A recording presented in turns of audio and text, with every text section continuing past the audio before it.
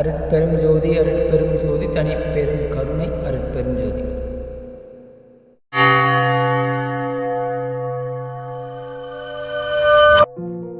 தியானத்தால ஏற்படக்கூடிய உடல் ரீதியான மாற்றம் என்னென்ன ஏற்படும்?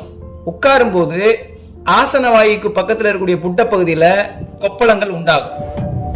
இதற்கான காரணம் என்ன அப்படின்னா, நீங்க வெறுந்தரையில பாய் அல்லது ஒரு பெட்ஷீட்டு இல்ல ஏதாவது ஒரு காட்டன் துணி போட்டு தான் உட்காரணும்.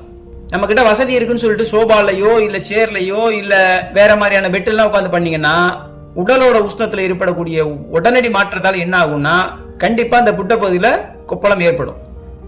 ஒரு சிலருக்கு இயல்பாவே உடல் அதிகமா உஷ்ணமா இருக்கும். அவங்களுக்கெல்லாம் கண்டிப்பா வெட்டை என சொல்லக்கூடிய சூடு அதிகமா உண்டாயிடுச்சுன்னா கோபம் அதிகமா வரும், பிளட் பிரஷர் அதிகமாகும். இதை தவிர்த்துட்டு சாதாரண தரையில உட்காரும் போது ஏற்படக்கூடிய மாற்றம் என்னன்னா, உறங்கும் வேளையில உங்க கை கால் எலக்ட்ரான் பாஸ் ஆகும். ஒரு வெட்டுற மாதிரி ஒரு சமிஞ்சை உண்டாகும். பட்டுன்னு கையை யாரோ தூக்கிப்பட்ட மாதிரி, காலை யாரோ பிடிச்சி இழுத்த மாதிரி உடல்ல இருக்கக்கூடிய சின்ன சின்ன விஷயங்களை மாற்றி காட்டும். எப்பவுமே முகத்துல ஒரு தேஜஸ் உண்டாகும். அதாவது இப்ப சாதாரணமா நீங்க பவுடர் அடிக்கும் போது இருக்கிற முக தோற்றத்தை விட பொலிவு அதிகமா இருக்கும். கண்ணுல தீட்சண்யம் அதிகமா இருக்கும். அது பார்வையோட அந்த சிறப்பு தன்மை அதிகமா உண்டாகும். அதிகமா உஷ்ணம் இருந்துச்சு அப்படின்னா வாரத்துல இருமுறை எண்ணெய் தேய்ச்சி வச்சு குளிக்கணும். கண்ணு பொங்க ஆரம்பிக்கும். ஆனா அந்த கண்ணு பொங்கி அந்த பீலையெல்லாம் வெளியில வந்துடுச்சுன்னா அதன் பிறகு கண்ணுல ஒரு தீட்சண்யம், உங்க பார்வையில ஒரு ஷார்ப்னஸ் இருக்கும். ரொம்ப கூர்மையா ஒரு விஷயத்த பார்ப்பீங்க. தியானத்தால ஏற்படக்கூடிய நன்மைகள் இதெல்லாம். ஒரு விஷயத்தை உற்று நோக்கும் போது ஏற்படக்கூடிய விஷயம் கவனம் தான்.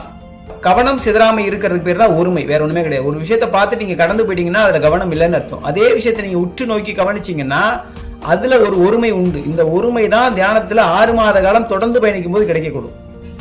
மூச்சு காத்து சீராகும். எந்த ஒரு விஷயத்தையும் அமைதியா கையாளக்கூடிய பக்குவம் கிடைக்கும்.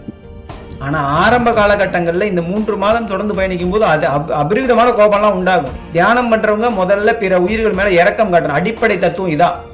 கருணையும் சிவமும் ஒன்றென காணும் காட்சியே காட்சி. அப்ப இந்த வேலைகள்லாம் உங்களுக்கு கோபம் என்ன, காமம் என்னங்கிறத தெரிஞ்சுதான் நீங்க பயணிக்கணும். அதுக்கு தான் நல்ல குருமார்கள் மூலியமா இதை தொடர்ந்து அருகில் இருந்து தியானம் செய்யுங்கன்னு சொல்றது.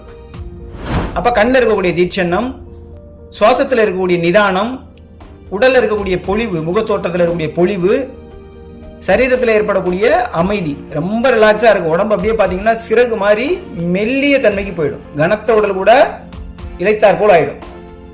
தேகம் இழைக்குமானா தேகம் இழைக்காது. தேகத்தில் இருக்கக்கூடிய அந்த ஒரு ஜீவனோட கனம் குறையும்.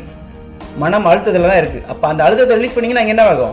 காத்துல காத்தாடி பறக்கிற மாதிரி, இலவம் பஞ்சு பறக்கிற மாதிரி, இறகுகள் பறக்கிற மாதிரி உங்க சரீரமும் பறக்கும் தன்மைக்கு ஆயிடும். உங்க உடலோட எடையின் அளவு மனதளவில் குறைக்கப்படுங்கிறதா உண்மை.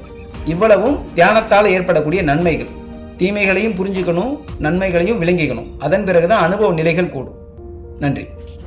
இயற்கை உண்மை, இரக்கம், நன்மை.